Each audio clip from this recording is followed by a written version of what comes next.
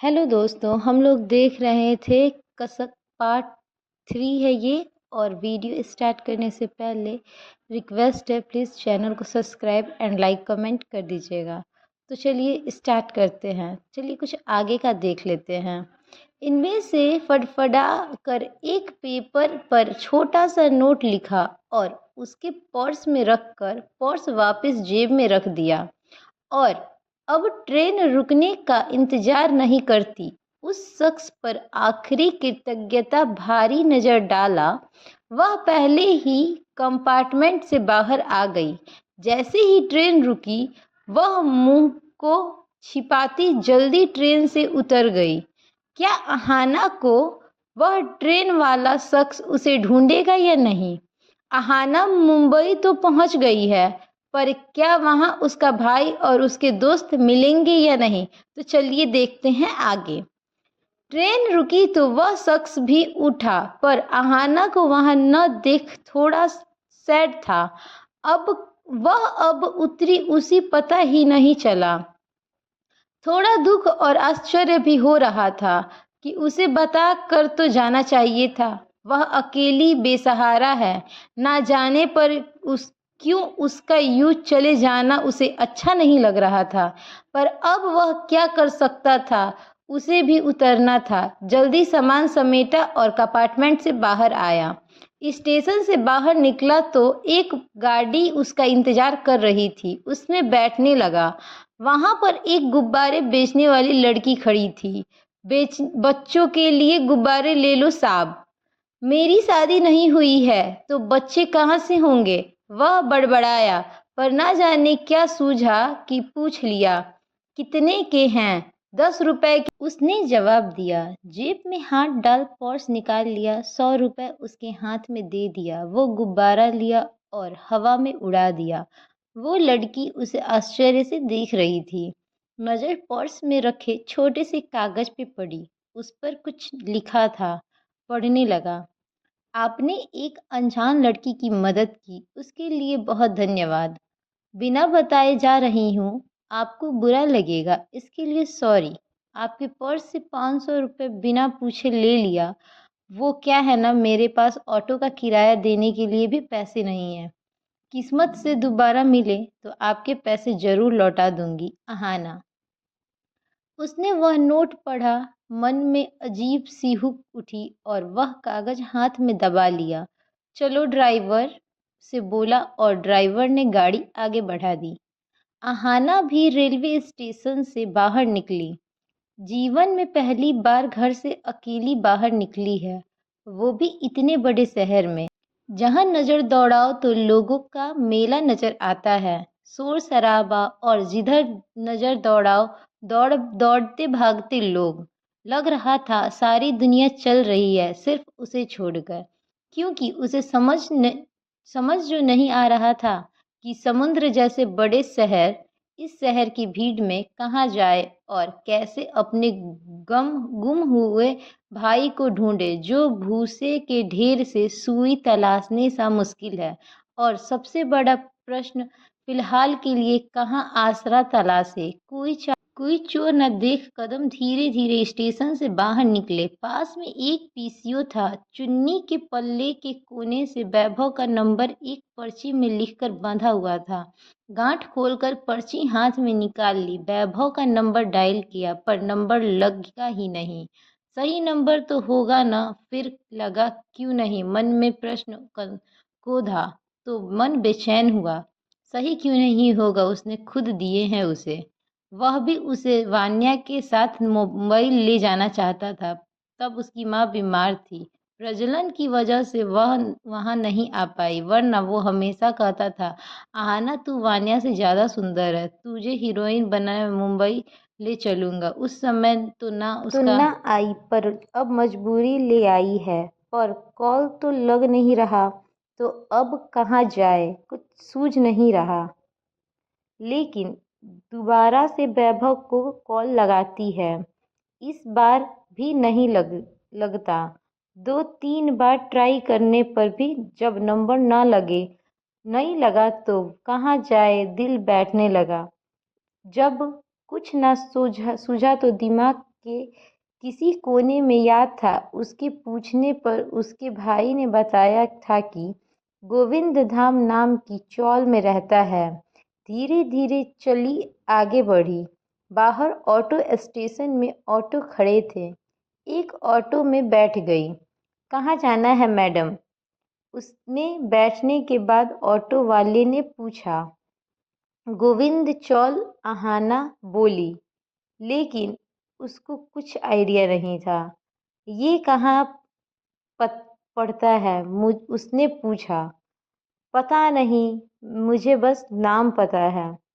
फिर उसने अपनी सारी बातें बताई। कैसे जाएंगे पता नहीं। जब पता नहीं तो कैसे जाएंगे मैडम? आप तो ऑटो चलाते हैं, आपको तो पता होगा। पर उसको कुछ भी नहीं पता था।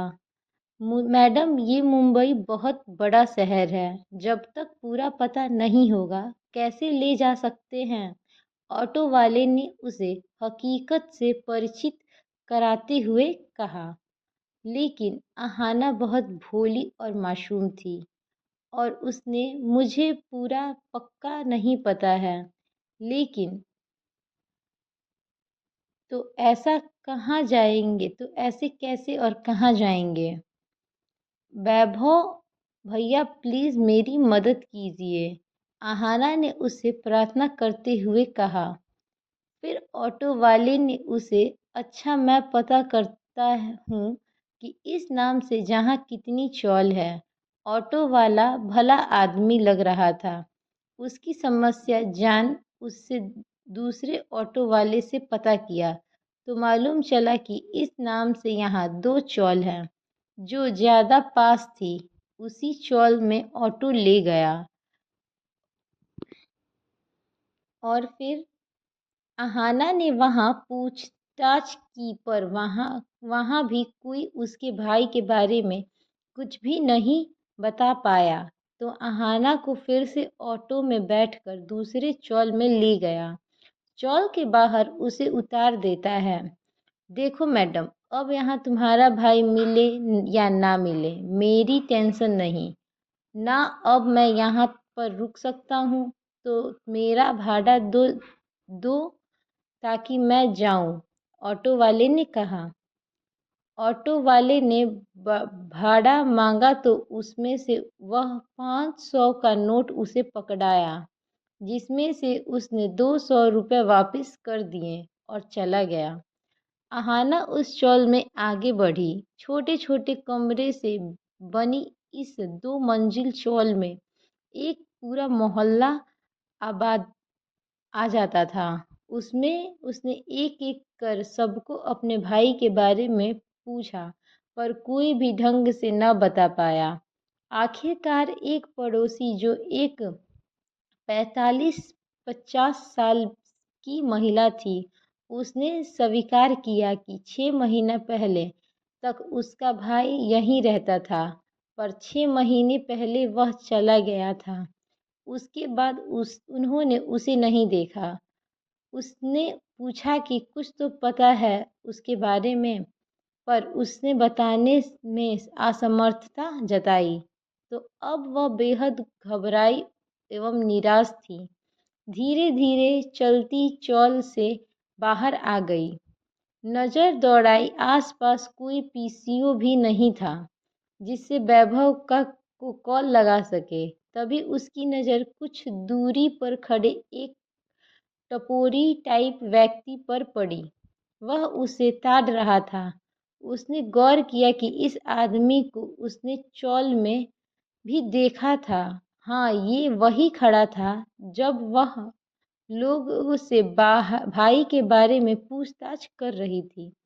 शायद उसे पता चल गया है कि वह किसी की तलाश कर रही थी जो मिल ही नहीं रहा। वह थोड़ी दूर पर खड़ा होकर उसे ताड़ने लगा। उसके ऐसे ताड़ने से आहाना असहज हो गई। तो वह अपनी गले की चुन्नी ठीक करती है तो वह उसे गंदे इशारे कर छेड़ कमेंट करने लगा। थोड़ी देर बाद वह चलता हुआ वहां से आकर उसके आसपास चक्कर लगाने लगा। जिससे अहाना की घबराहट बढ़ गई। अकेली है क्या? किसको ढूंढ रही है?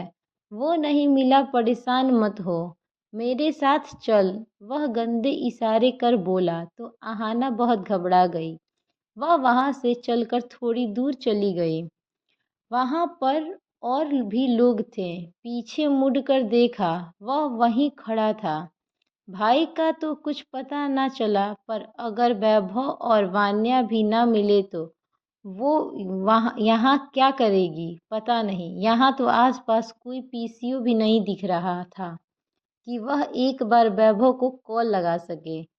तो परेशान हो वह एक दो शख्स को रिक्वेस्ट करती है कि उसे कॉल करनी है, तो उसे फ़ोन दे देता है।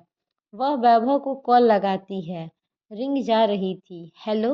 उस तरफ की आवाज़ सुनने की खुशी में आंसू छलक पड़े।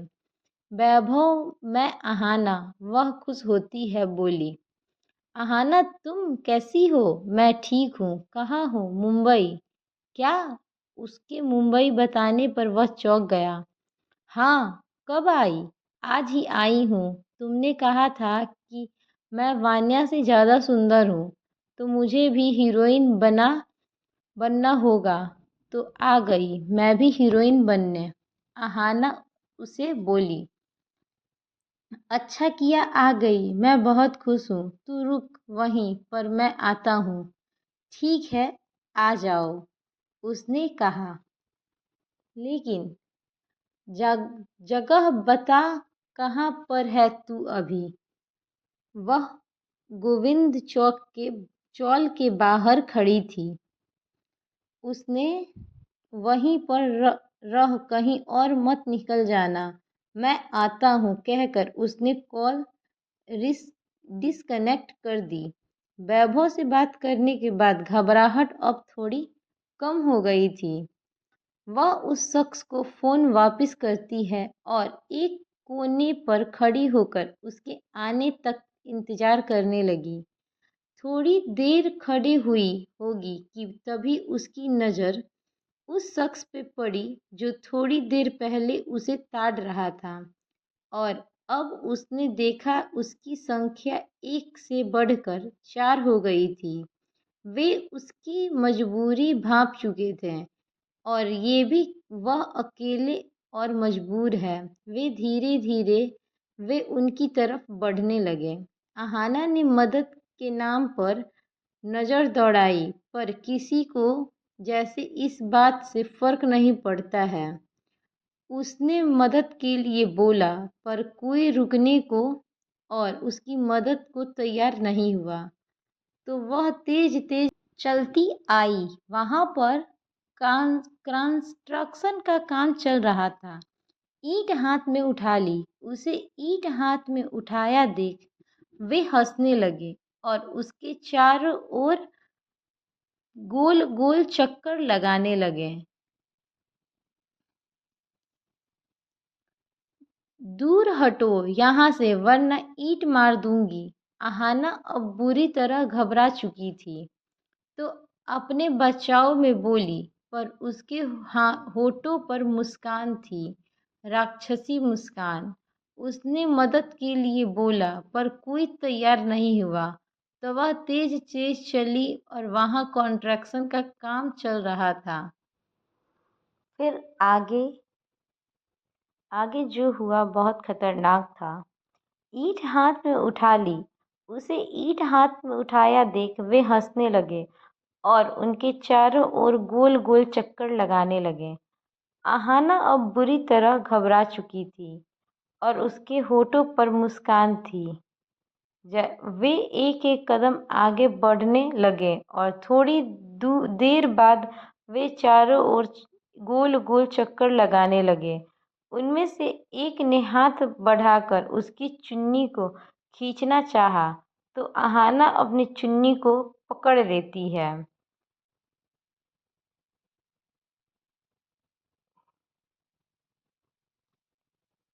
वह रुआसी हो उसमें से जाने देने की गुहार कर रही थी, पर वे राक्षसी हंसी हंस रहे थे। उनकी उम्मीद का दिया बुझाने ही वाला था कि वहाँ पर एक कैब आकर रुकी, जिसमें उसकी बुझती आस को जगाया। मुड़कर देखा, वैभव गाड़ी से उतर रहा था। वैभव, उसके चेहरे पर मुस्कान आ गई तो अब वे लोग भी थोड़ा पीछे हट गए।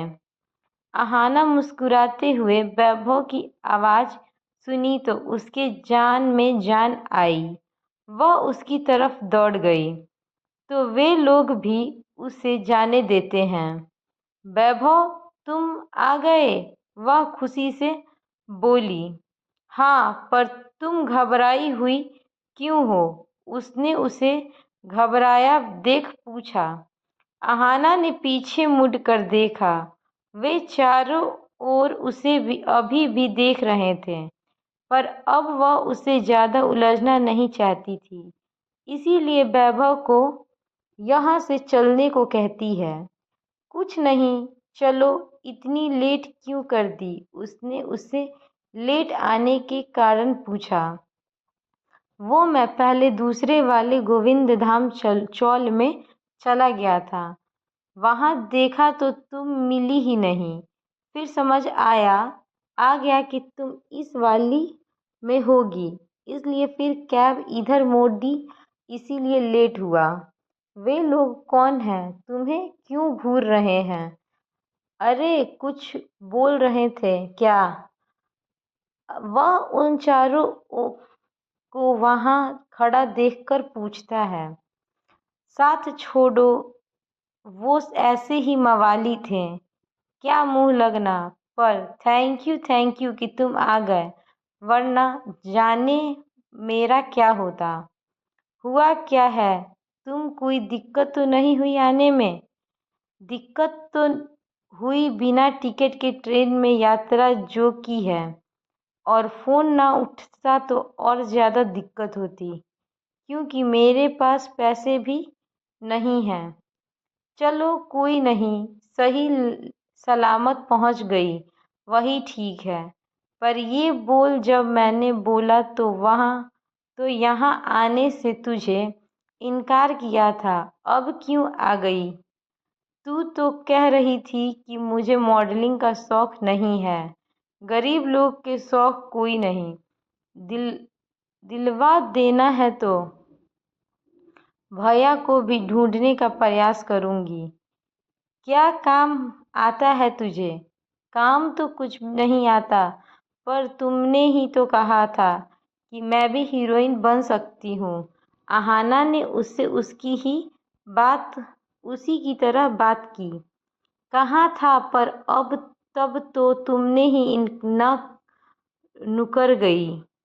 मैं तो कब से तुम्हारे साथ आना चाहता था, तुम नहीं आई तो वान्या पीछे पड़ी रही तो लाना पड़ा उसे भी। झूठे, उसकी मक्कारी को समझ अहाना बोली। जानती है कि वैभव इतना बड़ा कमीना है, हर दूसरी लड़की पर लाइन मारना उसका काम है, पर अभी उसके सिवाय उसका यहाँ कोई नहीं, तो इस मजबूरी में उसके साथ जा रही थी। जल्द ही अपना कुछ और इंतजाम देख लेगी। क्या हुआ? उसे चुप देख उसने पूछा। तू तो वान्या से प्यार करता है ना? अहाना ने उस पे नजरें टिकाई। अरे, वो तो बस वैसे ही, प्यार तो मैं अभी भी तुमसे करता हूँ।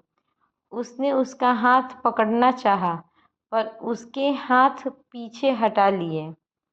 अच्छा, ये बात है कि उसके हाथ क्यों भागे? उसके साथ क्यों भागे? अब उसने घर छोड़ दिया तो मुझे भी आना पड़ा, पर प्यार तो मैं तुमसे ही करता था, मतलब अभी भी करता हूँ। बस अपने पैतरे मुझ पर ना इस्तेमाल किया कर। मैं तुझे अच्छे से जानती हूँ, और प्यार व्यार तो रहने ही दे। इस शब्द से नफरत सी हो गई है। प्यार भी देखा, प्यार करने वाले भी। तू भी तो वान्या से प्यार करता था, और बराबर मुझ पर ही लाइन मारता था।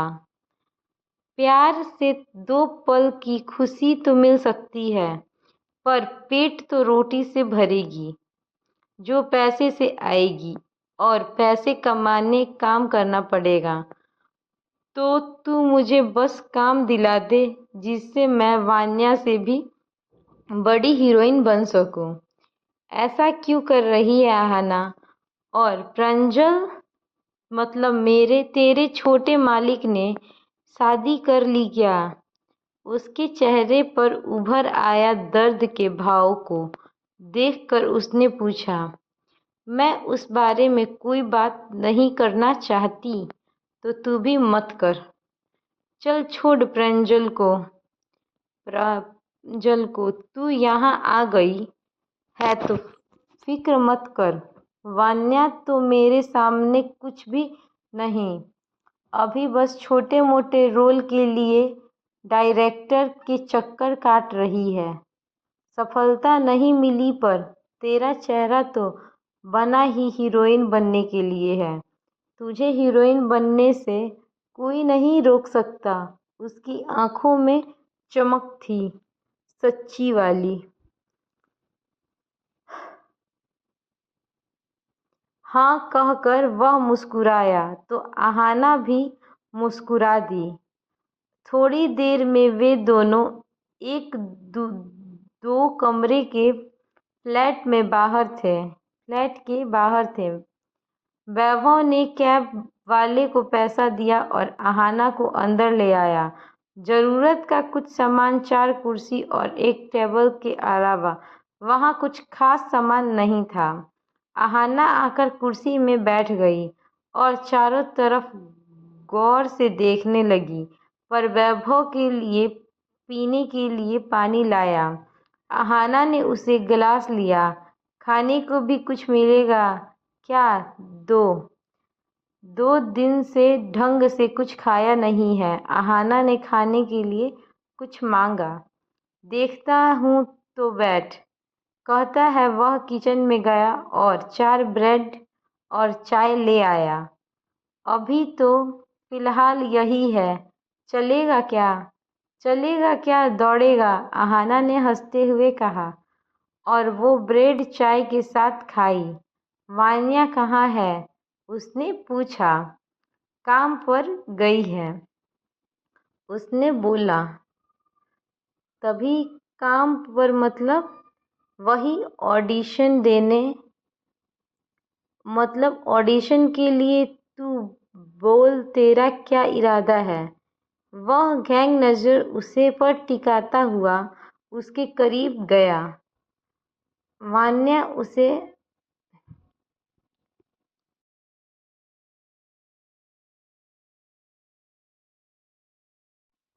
देख वैभव, मेरे लिए तू सिर्फ वान्या का प्रेमी है, तो इस तरह की मुझसे कोई उम्मीद मत रखना।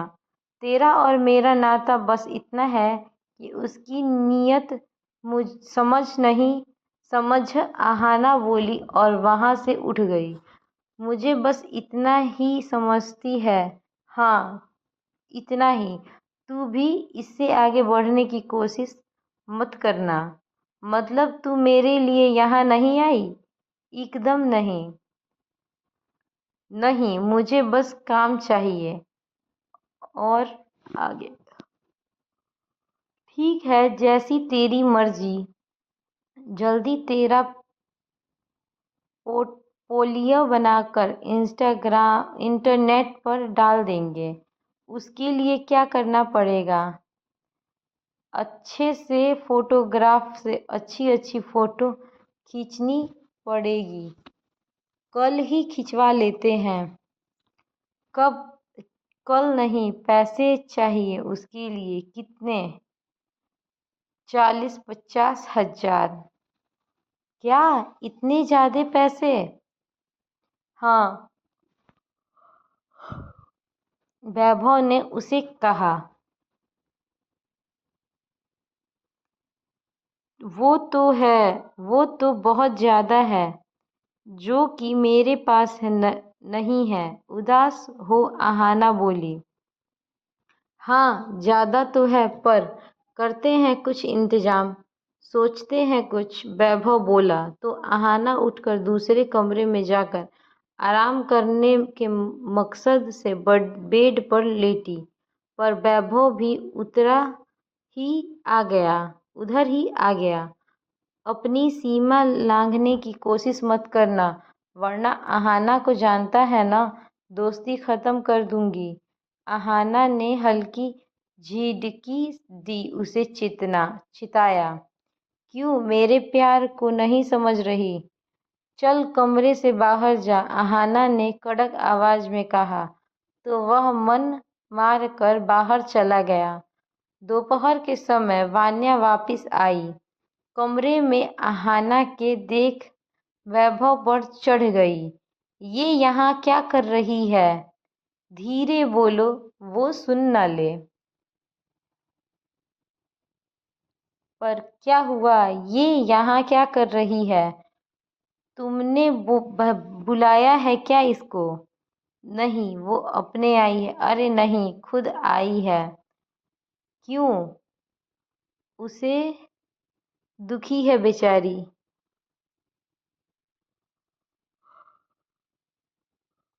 बड़ा दुख आ रहा है तुम्हें इसके दुख पर। कहीं इस बेचारी की दुख और खूबसूरती देख तुम्हारी नीयत तो नहीं डोल रही? एकदम नहीं। अरे कौन बेवकूफ तुझे छोड़ उसकी तरफ देखेगा? पर वो बेसहारा लड़की हमारे लिए लॉटरी साबित हो सकती है। कैसे? उसने बोला। बाद में बताऊंगा, अभी उस पर ये जाहिर मत होने देना कि तुम उसके यहाँ आने से खुश नहीं हो। तुम मुझे बेवकूफ तो नहीं बना रहे ना? वान्या ने संदेह जताया। नहीं। अरे नहीं, जैसे मैं कह रहा हूँ वैसे ही करो, फिर हम पैसे में खेलेंगे और तुम्हें भी टॉप की हीरोइन बनने में कोई नहीं रोक सकता। ऐसा क्या करने वाले हो तुम? वान्या ने पूछा। अपनी सफलता के लिए अहाना की खूबसूरती का इस्तेमाल। क्या है वैभव की योजना अहाना को लेकर? क्या होगा अहाना का? क्या वह किसी मुसीबत में तो नहीं फंस जाएगी या बदल जाएगी अहाना की जिंदगी? मुंबई में आकर और क्या कभी उसकी मुलाकात होगी उस ट्रेन में मिले शख्स से, जो आखिर कौन है वह शख्स? कौन है प्रांजल? और क्या है अहाना का अतीत? सब जानने के लिए बने रहिए कहानी के साथ। तो सो गाइस, आप लोग चैनल को लाइक कमेंट सब्सक्राइब कर दीजिए और तब तक के लिए राधे राधे।